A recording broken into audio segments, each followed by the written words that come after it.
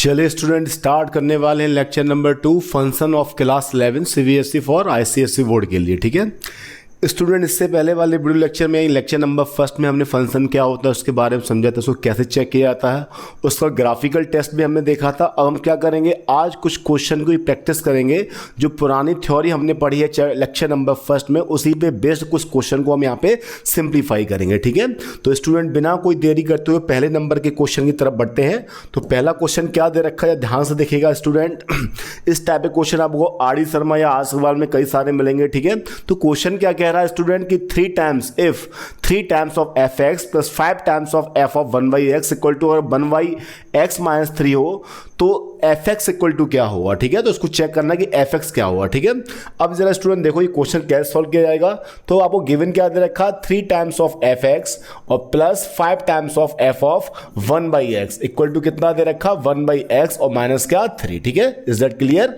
चलिए हमें वैल्यू किसकी निकालनी, एफ एक्स की। ठीक है, अच्छा एफ एक्स की वैल्यू हम तब तक नहीं निकाल पाएंगे जब तक हम एफ ऑफ 1/x को एलिमिनेट नहीं करेंगे। ठीक है, क्योंकि सीधी बात है, एक तो आपका अननोन वेरिएबल एफ एक्स है और एक अननोन वेरिएबल क्या है, एफ ऑफ 1/x है, और इक्वेशन एक ही दे रखी है। तो इसका मतलब अगर आपके पास 2 अननोन वेरिएबल है और इक्वेशन एक है तो आंसर कभी यूनिक नहीं आता। तो इसका मतलब हमें एक इक्वेशन और चाहिए। ठीक है, तो सीधी बात है कि 2 इक्वेशन में अगर 2 अननोन वेरिएबल तो उसको हम एलिमिनेशन से या किसी मेथड से सॉल्व करेंगे तो हमारे पास यूनिक आंसर आने के चांस हो जाएंगे। ठीक है, तो इसका मतलब कोशिश ये करेगी कहीं से दूसरी इक्वेशन बन जाए। ठीक है, तो इस टाइप के क्वेश्चनों में स्टूडेंट क्या होता है, जब ध्यान रखना, इसको आपको याद रखना पड़ेगा कि इस टाइप के क्वेश्चनों में x is replace by 1/x। ठीक है, यानी जहां जहां x है वहां पे आप 1/x रखिए तो आपको अपने आप एक दूसरी इक्वेशन भी मेंटेन हो जाएगी। ठीक है, तो जरा देखना ध्यान से, 3 वैसे का वैसा, मतलब x की जगह पर क्या है, यहां पे तो 1/x रखूंगा plus 5 times of f of x की जगह पे 1/x रखूंगा तो ये क्या बन जाएगा, x बन जाएगा f ऑफ x, और यहां पे मैं 1/x रखूंगा तो x ऊपर पहुंचेगा तो यहां पे क्या बनेगा, x minus 3। Is that clear. तो ये हमारा हो गया इक्वेशन नंबर फर्स्ट और ये हमारा हो गया इक्वेशन नंबर सेकंड। ठीक है, अब स्टूडेंट फिर से वही पुराना कंसेप्ट क्या हो गया हमारा कि जब तक f ऑफ 1/x एलिमिनेट नहीं हुआ तब तक fx को फाउंड करना इंपॉसिबल है। ठीक है, तो 1/x को एलिमिनेट करने के लिए बताओ यहां पे कितने नंबर है, 5। तो इस वाली इक्वेशन में हमने 5 का मल्टीप्लाई कर दिया, इसमें 1/x के साथ 3 है तो इसमें हमने किसका मल्टीप्लाई, 3 का। जरा करिए मल्टीप्लाई, तो 3 का 3fx में हुआ स्टूडेंट कितना हुआ, 9 times of f of x हुआ, 3 का 5 में 15 times of f of 1/x हुआ, 3 का मल्टीप्लाई इसमें 3/x और माइनस कितना हुआ, 9 हुआ। Is that clear. इस वाले में 5 का मल्टीप्लाई करिए तो यहां पे 15 times of f of 1/x हुआ, उसके बाद 5 का 5 में यहां पे 25 f ऑफ x हुआ। ठीक है, उसके बाद 5 का यहां पर x में 5x हुआ और माइनस कितना 15। अब आपको 1/x को एलिमिनेट करना है तो सीधी बात है, मैं नीचे वाली इक्वेशन को माइनस करूंगा तो साइन क्या हो जाएंगे, चेंज। यहां पे 15 1/x से 15 1/x क्या हो गया, कैंसिल। स्टूडेंट 25 fx में से अगर 9 fx गया तो कितना आएगा, माइनस का 16 टाइम्स ऑफ f ऑफ क्या, x आएगा। ठीक है, और यहां स्टूडेंट बताओ क्या है, 3/x माइनस 9 में क्या माइनस करना है, माइनस का 5x और प्लस कितना 15। जरा सॉल्व करिए स्टूडेंट, माइनस 16 वैसे ही कॉपी करेंगे, यहां पे fx बताओ, यहां पे 3/x वैसे का वैसा, माइनस का 5x वैसे का वैसा, 15 माइनस 9 कितना हुआ, प्लस का 6 हुआ। Is that clear. अब स्टूडेंट जरा ये बताना, ये 16 जो आपका है वो किस में आएगा, यहां पे डिवाइड में आएगा ना डिवाइड में, तो यहां पे बनेगा fx इक्वल टू क्या बनेगा, माइनस का 1/16 टाइम्स ऑफ क्या, 3/x, उसके बाद फिर क्या, माइनस का 5x और प्लस क्या 6। और मैं माइनस साइन को अंदर भेज दूंगा तो माइनस साइन को अंदर भेजने के बाद क्या बनेगा आंसर हमारा, 1/16 और यहां पर क्या, माइनस का 3/x और प्लस का 5x और माइनस क्या 6। ये हमारा आंसर हो गया। जरा टिक कर लो इस आंसर, इसके हिसाब से आंसर कौन सा हुआ। ठीक है स्टूडेंट, याद रखना इस क्वेश्चन थोड़ा एरर है, जहां पे 14 है वहां पे हर जगह पर क्या हुआ, 16 हुआ। ठीक है, अब आप मैच करिए कौन सा आंसर सही है, तो 1/16 हो गया, माइनस का 3/x प्लस 5x और माइनस क्या 6 का, मतलब option number B is the correct answer of this question. ठीक है, चलिए स्टूडेंट अगले क्वेश्चन की तरफ मूव ऑन करते हैं। तो अगला क्वेश्चन क्या दे रखा है आपको, जो ध्यान से देखिएगा। ठीक है, तो ये आपका फिर से वही फंक्शन की थ्योरी क्वेश्चन आ गया। अगर आपने फंक्शन अच्छे समय रखा हुआ कि फंक्शन क्या होता है, ठीक है, तो एक बार मैं फिर से रिवाइव कर दूं कि फंक्शन क्या होता है। वो फंक्शन चेक करना तो पहले वाले सेट के सारे एलिमेंट पेयर्ड होने चाहिए और हर एक पहले वाले सेट के हर एक सिंगल एलिमेंट की यूनिक इमेज भी होनी चाहिए, यानी एक एलिमेंट से एक ही एरो ट्रांसफर होना चाहिए। ठीक है, चलिए इस बार क्वेश्चन क्या स्टूडेंट ध्यान से देखना। आपको दे रखा है x इक्वल टू 1 2 3 4 दे रखा है। ठीक ठीक है। तो x आपको दे रखा है 1 2 3 और फिर क्या 4, और स्टूडेंट आपको y क्या दे रखा है, y दे रखा 1 4 फिर क्या 9 फिर 16 और फिर क्या 25, ये आपको y दे रखा है, ठीक है। अब आपको क्या दे रखा है, एक रिलेशन दे रखा f इक्वल टू, ठीक है। अब f इक्वल टू रिलेशन क्या है, आपको x, y नाम के ऑर्डर पे बनाने हैं। x कहां से बिलोंग करेगा, सेट x से, y कहां से बिलोंग करेगा, सेट y से, और उसके बाद रिलेशन क्या है आपका, और रिलेशन है y इक्वल टू क्या होगा, x का स्क्वायर होगा, ठीक है। अब स्टूडेंट्स में करना क्या है, so that f is a function from x to y, तो आपको प्रूफ करना है क्या, ये x से y में क्या हुआ, एक फंक्शन हुआ, और ये फंक्शन है तो इसका डोमेन भी फाइंड करना और क्या रेंज, ठीक है। स्टूडेंट हमने रिलेशन और रिलेशन में पढ़ रखा डोमेन और रेंज क्या होता है, तो आपके वही यहां फंक्शन में भी फॉलो होगा, ठीक है। ऐसा नहीं डोमेन और रेंज रिलेशन फंक्शन बदल जाएंगे, ठीक है। तो फंक्शन का डोमेन क्या होगा, जो भी आपके ऑर्डर पेयर बन रखे हैं उसमें जो पहला एलिमेंट होगा x का, उसे हम क्या बोलेंगे, डोमेन बोलेंगे, और आपके फंक्शन के जो ऑर्डर पेयर बन रखे हैं उसमें जो सेकंड एलिमेंट होगा उसको हम क्या बोलेंगे, रेंज बोलेंगे, ठीक है। चलिए पहले ऑर्डर पेयर बनाते हैं, ठीक है, फिर बाद में ये भी प्रूफ करना है कि फंक्शन है कि नहीं है, ठीक है। चलिए भाई अब बताओ यार ध्यान से, मैं x की पहली वैल्यू क्या लूंगा यहां से 1, और 1 का स्क्वायर बनने पे मुझे y की वैल्यू भी क्या मिलेगी 1, तो इसका मतलब पहला ऑर्डर पे बनेगा 1,1, ठीक है। x की अगली वैल्यू मैं क्या लूंगा 2, और 2 का स्क्वायर यानी y कितना आएगा 4, और y 4 में है भी भाई। अगली वैल्यू 3 लूंगा तो यहां पे क्या आएगा 3,9 आएगा, और अगली वैल्यू मैं क्या लूंगा, यहां पे 4 लूंगा तो यहां पे 4, क्या आएगा 16 आएगा, ठीक है। अब बताना स्टूडेंट क्या ये आपका फंक्शन है कि नहीं है, तो आप एरो डायग्राम बना लो, क्यों अगला पार्ट आपको दे रखा है, draw a pictorial representation of the above function, यानी इसका एक क्या, एक आपको एरो डायग्राम ही बना के दिखाना है। तो ये क्या हो गया आपका x सेट हो गया, और ये क्या हो गया y हो गया। इसमें x में कौन बैठा था 1 2 3 और क्या 4, और उसके बाद y में कौन बैठा 1 4 और फिर क्या 9 फिर 16 और फिर क्या 25। ऑर्डर पे क्या बने हमारे पास, 1 का 1 से बना है, उसके बाद 2 का 4 से बना है, 3 का 9 से बना है, और 4 का 16 से, ठीक है। चलिए स्टूडेंट अब जरा बताइए क्या कि क्या ये फंक्शन है कि नहीं है, ठीक है। तो जरा देखना पहले वाले सेट के सारे एलिमेंट पेयर्ड भी हो गए हैं, बिल्कुल हो गए ना भाई, और हर एक एलिमेंट से कितने एरो जा रहे हैं, सिंगल एरो, उसका मतलब क्या है, ये फंक्शन है, because all the element of first set क्या है, पेयर्ड है, and the every element of first set क्या हैव क्या यूनिक इमेज, ठीक है, उसकी यूनिक इमेज, इसका मतलब फंक्शन है, ठीक है। दूसरा पॉइंट क्या था, draw a pictorial representation of the above function, ठीक है। तो ये क्या हो गया हमारा y equal to x square का, ये आपका पिक्चोरियल यानी एरो डायग्राम से आपने इस फंक्शन को समझा भी दिया है, ठीक है। अब स्टूडेंट्स में तीसरा पार्ट क्या है, इफ a इक्वल टू क्या दे रखा है, इफ a इक्वल टू अगर आपको 2 3 और फिर क्या दे रखा 4, ठीक है। तो क्या फाइंड करना आपको, f ऑफ a फाइंड करना, ठीक है। तो कर दो भाई, फंक्शन कौन सा यूज होगा, यही वाला, ठीक है, कि फंक्शन अब ये बन चुका, अभी रिलेशन नहीं रहा है, कि हम इसको ऊपर प्रूफ कर चुके ये क्या है, फंक्शन है। तो बताओ अगर आपने यहाँ पे 2 रखा तो 2 का स्क्वायर कितना मिलेगा 4, तो इसका बाद 2,4 बनेगा, 3 पे 3,9 मिलेगा, और 4 पे क्या 4,16, तो ये हो गया आपके थर्ड पार्ट का आंसर। तो स्टूडेंट क्या फंक्शन है, ये पहले पार्ट का ये प्रूफ हो गया, उसका जो पिक्चोरियल डायग्राम है ये सेकंड पार्ट का आंसर हो गया, और उसके बाद ये f ऑफ a फाइंड करवाया वो आपका थर्ड पार्ट हो गया, ठीक है। तो इस तरीके से क्वेश्चन को हम सिंप्लीफाई करेंगे। बस क्वेश्चन में क्या खासियत थी कि आपको बताना था कि ये फंक्शन होगा या फिर नहीं होगा, ठीक है। चलिए स्टूडेंट अगले क्वेश्चन तरफ बढ़ते हैं। अगला क्वेश्चन क्या दे रखा, इफ x इक्वल टू एक सेट दे रखा है, इस सेट में क्या दे रखा है आपको, x इक्वल टू दे रखा है 2 3 4 और फिर क्या 5 दे रखा है, इज दैट क्लियर। उसके बाद जरा देखो स्टूडेंट y क्या दे रखा है आपको, y है 7 है, फिर 9 है, फिर 11 है, 13 है, 15 है, और लास्ट नहीं दिख रहा है क्या है, 15 के बाद 17 होना चाहिए, ठीक है। तो ये 17 हो रहे हैं यहाँ पे, ठीक है, इज दैट क्लियर। ये सारे और नंबर दे रखे हैं। डिफाइन ए रिलेशन f, आपको एक रिलेशन f डिफाइन करना है, ठीक है। अभी रिलेशन है, बाद में फंक्शन है कि नहीं है वो हम बाद में चेक कर लेंगे। तो x, y नाम के ऑर्डर पे बनाने हैं।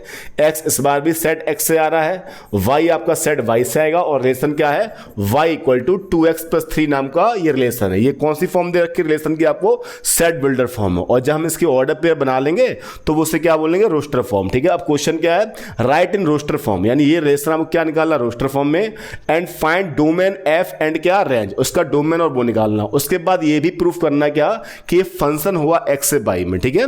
चलिए स्टूडेंट जरा ऑर्डर पे बनाए भाई ध्यान से यहाँ पे, ठीक है।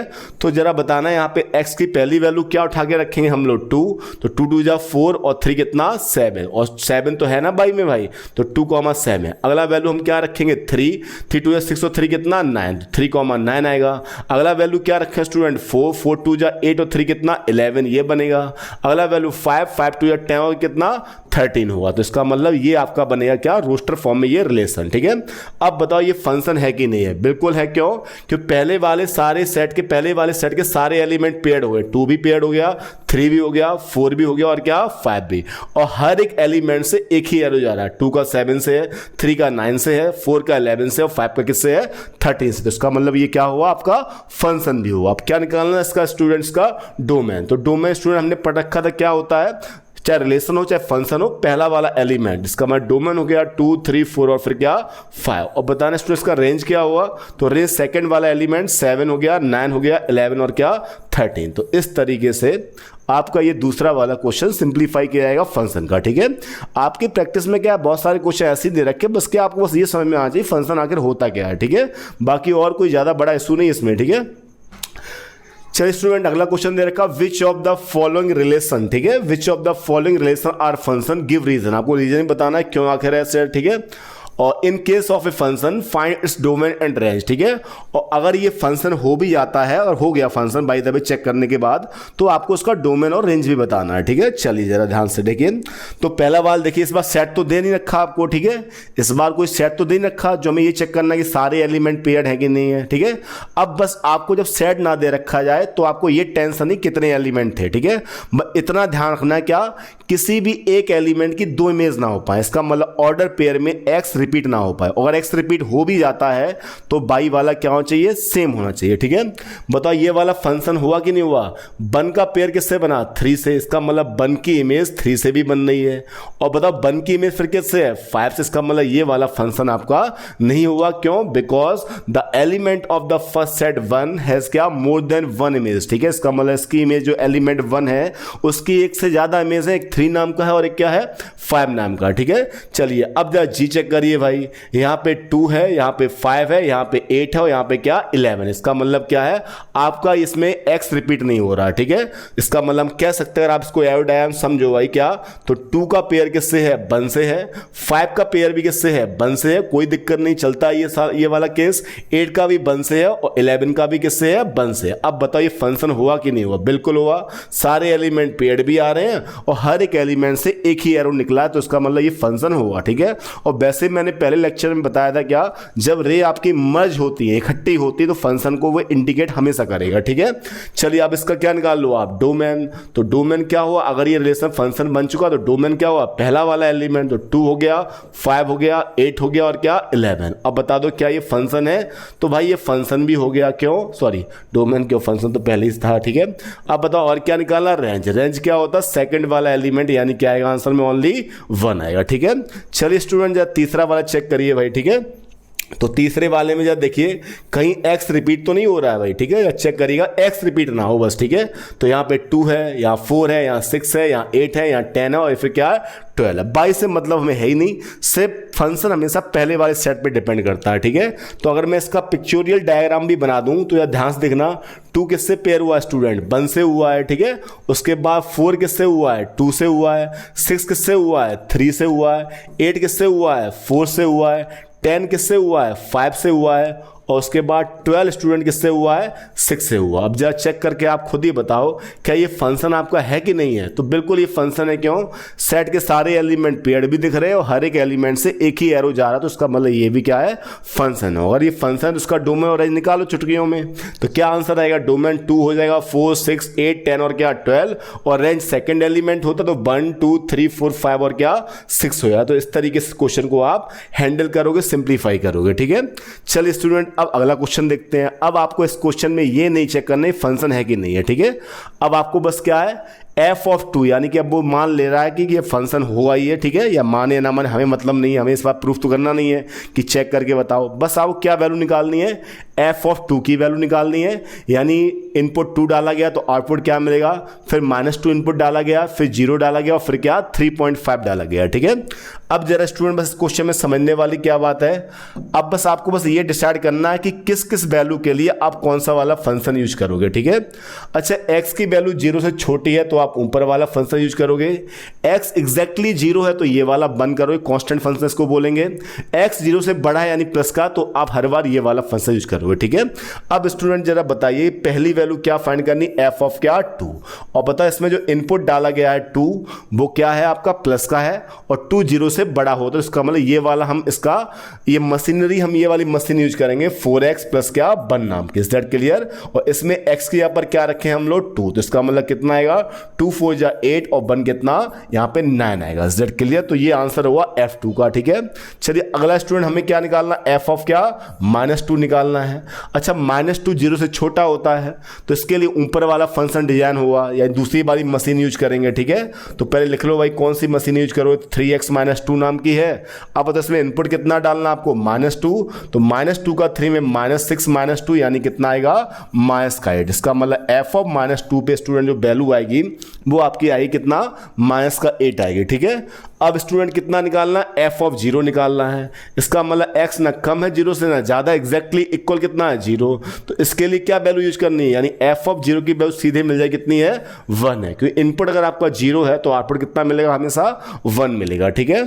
चलिए स्टूडेंट अगला एग्जाम्पल देख लो भाई क्या 3.5, और 3.5 स्टूडेंट आपको मालूम होगा कि भाई 0 से बड़ा होगा ना भाई, तो इसके लिए कौन सा वाला मशीन यूज करोगे आप, लास्ट वाला यानी 4x प्लस कितना 1। सॉल्व कर लो भाई, 3.5 का मतलब क्या होता है 7/2 रखो भाई, तो 4 यहाँ पे वैसे का वैसा 7/2 प्लस 1, 2 से 2 बार कैंसिल, तो 14 प्लस 1 मिलेगा यानी कितना आएगा 15। इसका मतलब f 3.5 पर कितना आएगा स्टूडेंट 15 आएगा, ठीक है। तो हमने डिफरेंट इनपुट डाले इन फंक्शनों में तो हमें डिफरेंट आउटपुट मिलते रहेंगे, ठीक है। चलिए स्टूडेंट अगले क्वेश्चन तरफ बढ़ते हैं। क्या दे रखा है अगला क्वेश्चन, आपको स्टूडेंट ये बताना है, क्या जब ध्यान से पढ़ लीजिएगा पहले कि क्या दे रखा क्वेश्चन।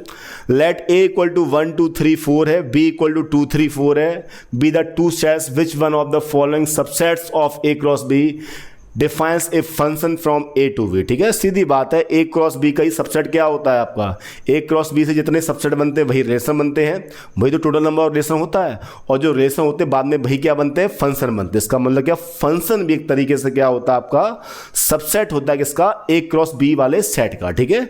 चलिए अब जैसे समझते भाई, अब स्टूडेंट जरा बताओ पहला वाला आपका सेट है कि नहीं है, तो पहला वाला फंक्शन है कि नहीं है, बताओ 1x रिपीट ना हो पाए, ठीक है। बताओ 1 है फिर 2 है फिर क्या 3 है, इसका मतलब ये वाला फंक्शन आपका हो गया। Is that clear?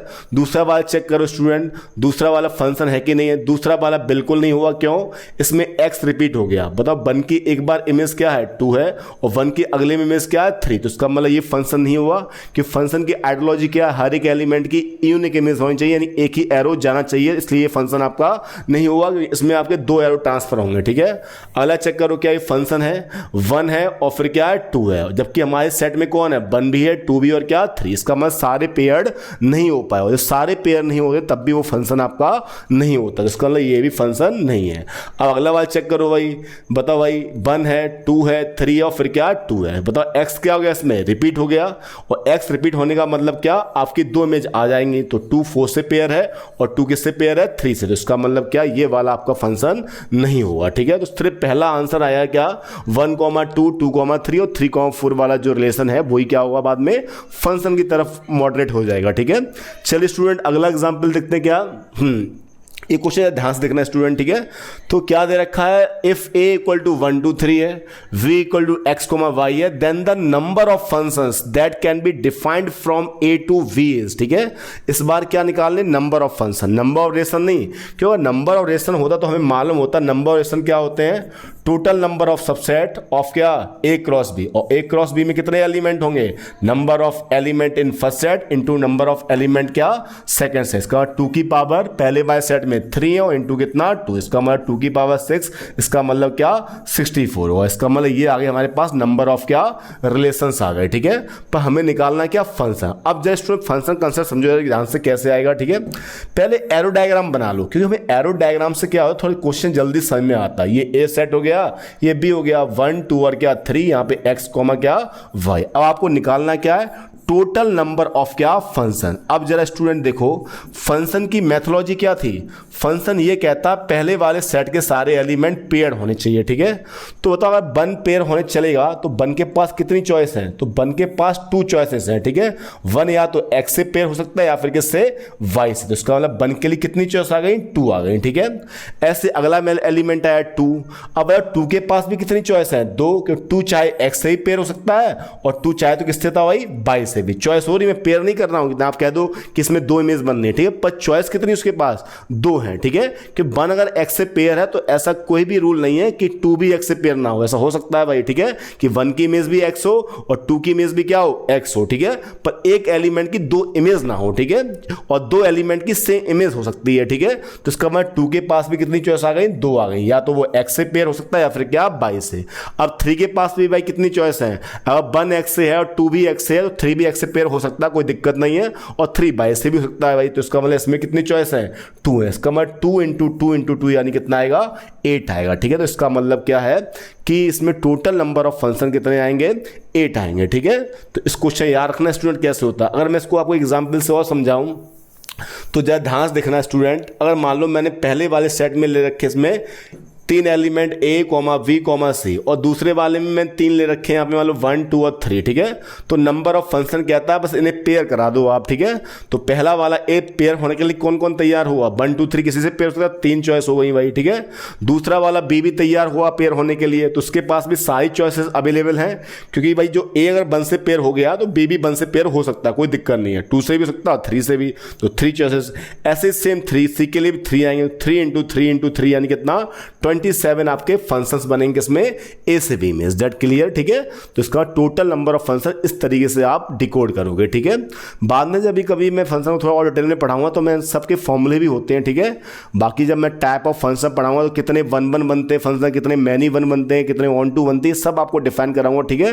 पर अभी स्टार्टिंग अर्ली स्टेज पे आपका क्लास 11th के एकेडमिक के हिसाब से इतना काफी कि आप इतना सीख लो कि फंक्शन आखिर निकाले कैसे जाते हैं, ठीक है।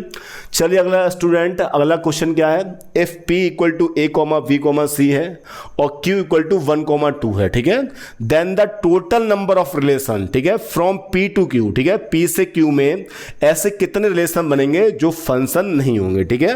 यानी इसमें हमें क्या पूछा है, ऐसे कितने रिलेशन होंगे जो क्या होंगे, फंक्शन नहीं होंगे। तो इसका कंसेप्ट क्या होगा स्टूडेंट, हम सबसे पहले निकाल लेंगे टोटल नंबर ऑफ क्या रिलेशन निकाल लेंगे, ठीक है, और फिर हम लोग क्या निकाल लेंगे, टोटल नंबर ऑफ क्या फंक्शन होंगे, ठीक है। और टोटल नंबर ऑफ रिलेशन में जब हम फंक्शन वाले माइनस कर देंगे तो फिर कौन से रिलेशन बचेंगे आपके पास, फिर आपके पास वो रिलेशन बचेंगे जो फंक्शन नहीं होंगे, ठीक है। क्योंकि हमने अगर टोटल रिलेशन में जो फंक्शन है उनको हटा दिया तो कौन बचा होगा, सीधी सी बात है जो फंक्शन नहीं होंगे, ठीक है। तो सबसे पहले निकाल लो इसमें टोटल नंबर ऑफ रिलेशन, ठीक है। तो टोटल नंबर ऑफ रिलेशन किसमें बताओ, ए से बी में क्या फॉर्मूला होता है बताइए, ए से बी में नंबर ऑफ रिलेशन क्या होते हैं, number of total number of subset in क्या ए क्रॉस बी, ठीक है। तो 2 वैसे का वैसा, ए क्रॉस बी में कितने एलिमेंट आएंगे, number of A into number of क्या बी। तो इसका मतलब बताओ कितने रिलेशन बनेंगे, 2 की पावर 3 इंटू 2, इसका मतलब कितने बन गए था भाई, 64 बन गए। कितने बन गए, तो टोटल रिलेशन जो आपके बन गए कितने बन गए, 64। अब बताओ अब क्या निकाल लो, अब टोटल नंबर ऑफ फंक्शन निकाल लो, ठीक है। और टोटल नंबर ऑफ फंक्शन का अभी मैंने बताया था वो, ठीक है, एरो डायग्राम से, ठीक है। कैसे निकालेंगे, इसका एलिमेंट पहला इस वाले सेट के में सारे एलिमेंट क्या कराने, पेयर कराने हैं। अब बताओ ए उठेगा तो ए के पास कितनी चॉइस है पेयर होने के लिए, 2 है, ठीक है। अब बताओ बी उठेगा तो बी के पास भी कितनी चॉइस है, 2, क्योंकि ए जिससे पेयर हो गया है बी उससे पेयर हो सकता है, ठीक है। यानी ए जिससे पेयर हो गया है तो बी भी उससे पेयर हो सकता है, ऐसा कोई दिक्कत नहीं होगी। तो इसका इसके पास भी 2 चॉइसेस हैं और इसके पास भी कितनी होंगी, 2 होंगी। तो इसका मतलब टोटल नंबर ऑफ फंक्शन कितने आ गए स्टूडेंट, 4 आ गए, सॉरी 4 क्यों आएंगे, 8 आएंगे, ठीक है। अब बताओ हमें क्या निकालना है, total number of relation which is not a function, ठीक है, sorry total number of relation which is not a function, ठीक है। तो बताओ टोटल रिलेशन कितने आए, 64, इसमें से वो केस माइनस कर दो जो फंक्शन थे, तो कितना 8, तो 64 माइनस 8 कितना हुआ 56। इसका मतलब 56 स्टूडेंट वो रिलेशन होंगे जो अपने आप को फंक्शन की कंडीशन में नहीं ढाल पाएंगे, ठीक है। तो इस क्वेश्चन का आंसर क्या हुआ, 56 इज द करेक्ट आंसर, ठीक है। तो स्टूडेंट इस वाले में प्रैक्टिस सीरीज में इतने क्वेश्चन रखते हैं, ठीक है। अगले लेक्चर में हम कुछ और सीखेंगे, नए फंक्शन को आगे कंटिन्यू करेंगे। अभी तक हम फंक्शन में क्या क्या सीख चुके हैं एक बार मैं रिवाइज कर लूँ, ठीक है, कि फंक्शन को आखिर मैथमेटिकली कैसे पहचानते हैं, वर्टिकल लाइन टेस्ट से फंक्शन कैसे पहचानते हैं, ठीक है। उसके बाद फंक्शन का डोमेन और फिर रेंज फंक्शन क्या होता है, और उसके बाद फिर क्या टोटल नंबर ऑफ रिलेशन से टोटल नंबर ऑफ फंक्शन कैसे बनाए जाते हैं, ठीक है। तो इसमें इतने रखते हैं, अगले वाले वीडियो लेक्चर फिर मिलते हैं कुछ और अच्छे से क्वेश्चन साथ। तब तक के लिए थैंक यू।